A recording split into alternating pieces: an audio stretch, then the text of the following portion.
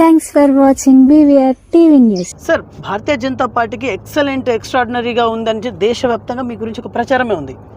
Jubilee హిల్స్లో ఏంటి deposit కూడా రాలేదు, ఏం చెప్పాలండి? మీకు మొత్తం విషయం తెలుసు.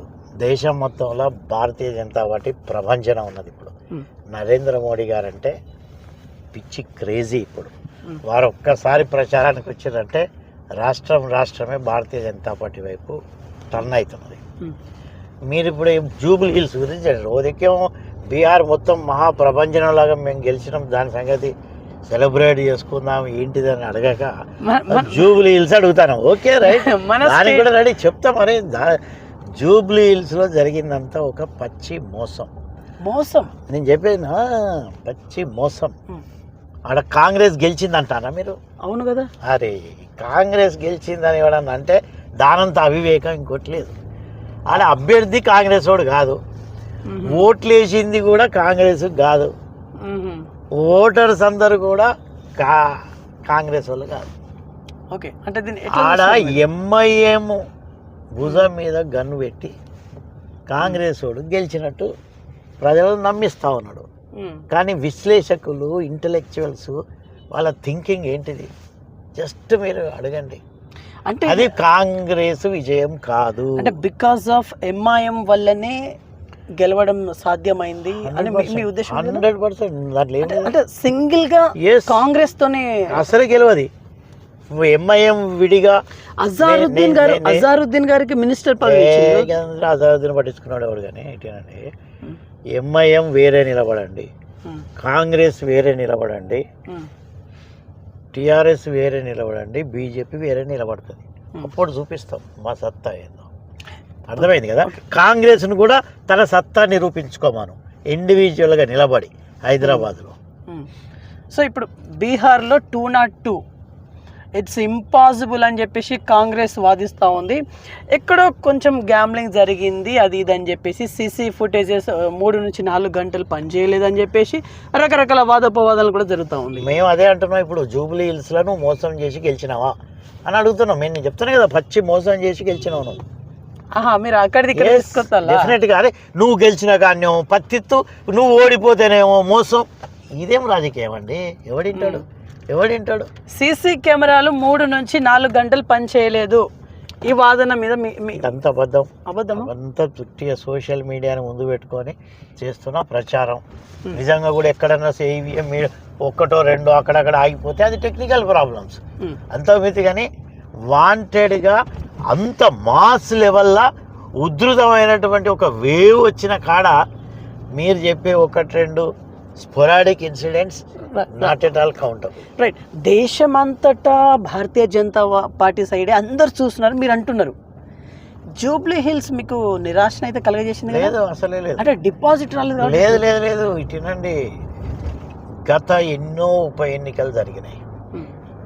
హుజరాబాద్లో కాంగ్రెస్కు 3,000 వచ్చినాయి. అక్కడ పిసిసి అధ్యక్షుడు ప్రచారం చేసినా కూడా అర్థమైంది కదా. మునుగోడులో డిపాజిట్ పోయింది. మన రఘునందన్ రావు గారిది దుబ్బాకలో ఆడ డిపాజిట్ పోయింది. అంటే 3 నియోజకవర్గాల్లో కాంగ్రెస్కు డిపాజిట్ పోయినా నెక్స్ట్ మళ్ళీ అధికారంలోకి ఎట్లా వచ్చిందే?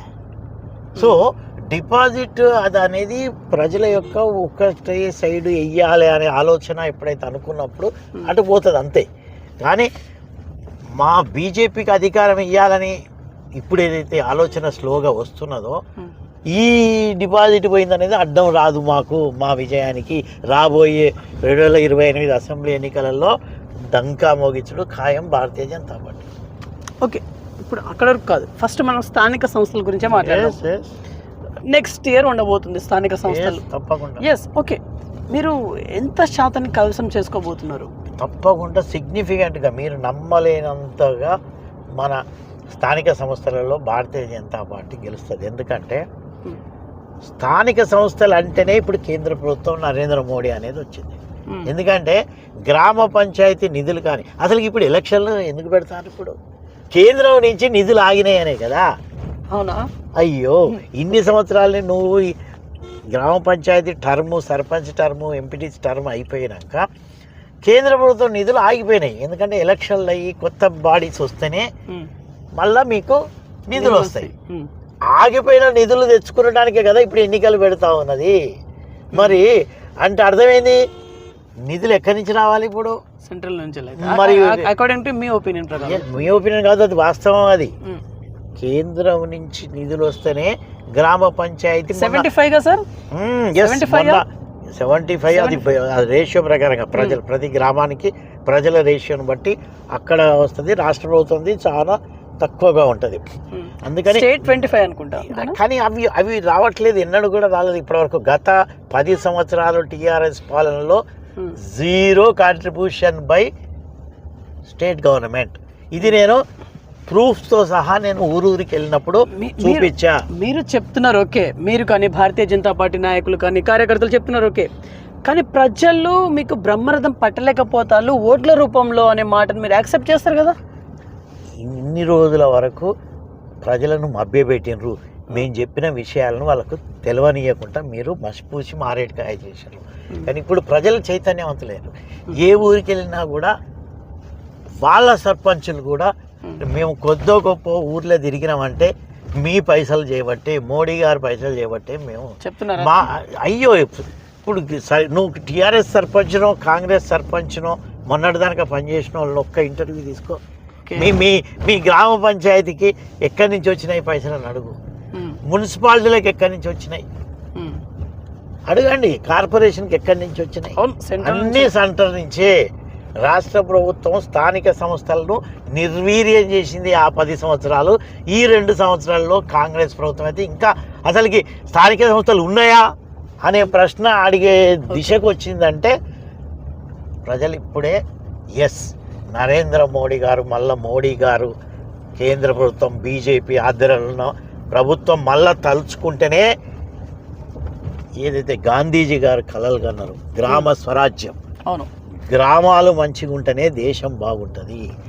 ఆ గ్రామాలకు స్థానిక సంస్థలు మంచిగా ఉంటేనే దేశం బాగుపడుతుంది. కాబట్టి భారతీయ జనతా పార్టీకి మనం పట్టం కడదాం. ఎవరైతే డైరెక్ట్గా పైసలు ఇస్తారో వాళ్ళని గెలిపించకుండా ఇండైరెక్ట్గా ఎందుకు వేరే వాళ్ళని గెలిపించాల్సిన అవసరం ఏమున్నది? ఇంకా మాకు కేంద్రంలో ఇటునండి. ఇప్పుడు మేము ప్రజలకు మీ ఛానల్ ద్వారా విజ్ఞప్తి చేస్తున్నాం, ఇది మంచి అవకాశం ప్రజలారా.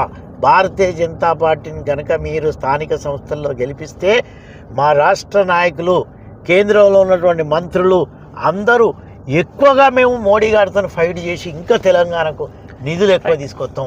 ఇప్పుడు వచ్చే దామాషా పద్ధతులు ఏదైతే వస్తాయో ఆ వాటా వచ్చేదే. అది కాక కూడా పైపెచ్చు కూడా మేము కొట్లాడి తీసుకొస్తున్నాం. ఎందుకంటే అరే ప్రజలందరూ తెలంగాణ వైపు చూసారు, ఇంతమందిని మాకు గెలిపించిందని మాకు అడిగటానికి మొహం ఉంటుంది. మాకు మొహం చెల్తలేదు అక్కడ పోతే. ఓకే ఓకే ఓకే ఇప్పుడు బర్నింగ్ టాపిక్ ఏంటిదంటే బీసీ మూమెంట్. సార్ ఇక్కడ ఇప్పుడు మొన్ననే కాంగ్రెస్ పార్టీ క్యాబినెట్ విస్తరణ అంటే క్యాబినెట్లో చర్చించుకున్నటువంటి విషయం ఏదైతే ఉందో, అకార్డింగ్ టు సుప్రీంకోర్టు లా ప్రకారం అయితే 42 ఇంపాసిబుల్, అది అందరికీ తెలిసిపోయింది. సో పార్టీ పరంగా 42 ఇవ్వడానికి కాంగ్రెస్ పార్టీ ఒక ముందడుగు వేసింది. మరి భారతీయ జనతా పార్టీ పరిస్థితి ఏంటిది? వాళ్ళు ముందడగలేరు. మా రాష్ట్ర అధ్యక్షుడే, భారతీయ జనతా పార్టీ రాష్ట్ర అధ్యక్షుడు రామచంద్రరావు గారు అందరికన్నా మొట్టమొదటిగా మేము స్టేట్మెంట్ ఇచ్చి మేము డిక్లేర్ చేసుకున్నాం. మా పార్టీ పరంగా మేము 42% కన్నా పైనే మేము బీసీలకు సీట్లు ఇస్తాం స్థానిక సంస్థల్లో అని మొదటిగా చెప్పింది మేము. మా తర్వాత వీళ్ళు దాన్ని పక్కకు పెట్టి మేము 42% రిజర్వేషనే అని నోటిఫికేషన్ కూడా ఇవ్వబోతే అది సుప్రీంకోర్టులో కొట్టుడు పోయింది, మీకు తెలుసు. మేము క్వశ్చన్ చేస్తున్నాం ఇప్పుడు భారతీయ జనతా పార్టీ సహకరించట్లేదు అనేది. ఇదే మీలాంటి ఛానల్స్ కూడా వాళ్ళని క్వశ్చన్స్ ఎత్తలేరు సరిగా. కాంగ్రెస్ పార్టీని, కాంగ్రెస్ ప్రభుత్వాన్ని అడగాల్సిన ప్రశ్నలు చాలా ఉన్నాయి. రేవంత్ రెడ్డి గారు అంటా ఉన్నారు, కిషన్ రెడ్డి గారు సపోర్ట్ చేయట్లేదు, బండి సంజయ్ గారు చొరవ తీసుకుంటా లేరు అని చెప్పేసి రేవంత్ రెడ్డి గారు అంటా ఉన్నారు. అంటే మమ్మల్ని అడిగే కామారెడ్డి డిక్లరేషన్ చేసిరా మీరు? Kamareddy declaration, BC declaration. కామారెడ్డిలో మా కిషన్ రెడ్డి గారికి ఫోన్ చేసి మేము 42% రిజర్వేషన్ అని అడిగిండా? బండి సంజయ్ గారు పర్మిషన్ తీసుకున్నాడా? కేంద్రం పర్మిషన్ తీసుకున్నాడా? సుప్రీంకోర్టులో లాయర్లు వీళ్ళకు లేరా? ఎవరు ఏది లేకపోతే సుప్రీంకోర్టు జడ్జిమెంటు 50% దాటొద్దని ఇయ్యాల పెట్టింది. అది దాన్ని అధిగమించాలంటే 9th షెడ్యూల్లో ఎట్లా పెట్టాలి అనడానికి మీ దగ్గర ఏమీ వ్యూహకర్తలు లేరు, ఎవరితో చర్చించలేదు, డైరెక్ట్గా వస్తావు. అంటే నీకేంది బీసీలను మోసం ఎట్లా చేయాలి, బీసీ స్లోగన్ ఇచ్చి వాళ్ళ ఓట్లు ఎట్లా కొల్లగొట్టుకోవాలి, బీసీలను ఓటు బ్యాంకు రాజకీయాలకి చూసినావు కానీ నిజమైనటువంటి అభివృద్ధి వాళ్ళకు డెవలప్మెంట్ కావాలని లేదు.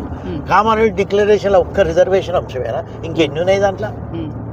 బీసీ కమిషన్కి ఇచ్చే పైసలు ఎట్టుపోయినాయి, వాళ్ళ యొక్క అభివృద్ధి కోసం ఎన్నో డిక్లేర్ చేసినావు కదా, ఒక్కటి కూడా మరి నువ్వు ఏమన్నా ఇప్పటి వరకు ముందడుగు వేసుకున్నావా? బీసీల మీద పూర్తిగా చిత్తశుద్ధి ఉన్న పార్టీ ఈ దేశంలో ఏదన్నదంటే భారతీయ జనతా పార్టీ మాత్రమే. అరే ఒక ప్రధానమంత్రిని బీసీని ఇచ్చిన ఘనత భారతీయ జనతా పార్టీకి. నరేంద్ర మోడీ గారు స్వయంగా హైదరాబాద్కు వచ్చి మీరు తెలంగాణలో బీజేపీకి పట్టం కడితే బీసీని ముఖ్యమంత్రి చేస్తామని గుండె ధైర్యంతో అనౌన్స్ చేసిన పార్టీ భారతీయ జనతా పార్టీ. మరి మీకు అవకాశం వచ్చింది కదా, మీరు ముఖ్యమంత్రిని ఇచ్చిన బీసీని, మరి ఇక్కడ మీకు అవకాశం వచ్చింది కదా, మరి ముఖ్యమంత్రిని బీసీ ఎందుకు చేయలేదు మీరు ఇక్కడ? మేము 24 మంది కేంద్రంలో బీసీలను కేంద్ర మంత్రులు చేసినాం. మరి నీ మంత్రివర్గంలో ఉన్న బీసీలు ఎంతమంది? ఎందుకు ఉట్టిగా బోగస్ మాటలన్నీ, ప్రజలను మభ్యపెట్టే మాటలన్నీ? రైట్. అంటే ఇప్పుడు భారతీయ జనతా పార్టీని నమ్మే రోజులు అయితే వచ్చేసినాయి, 100% వచ్చినాయి. టోటల్గా వాతావరణం భారతీయ జనతా పార్టీ వైపు ఉన్నది. ఇప్పుడు రామరాజ్యం రావాలి అనేది మీ కాన్సెప్ట్ వస్తుందా సార్? ఆల్రెడీ దేశం మొత్తంలో తెలంగాణ గురించి మనం దేశం మొత్తంలో రామరాజ్యం వచ్చింది. ఆ యొక్క భవనాలు ఇప్పుడు తెలంగాణ వైపు వీస్తున్నాయి.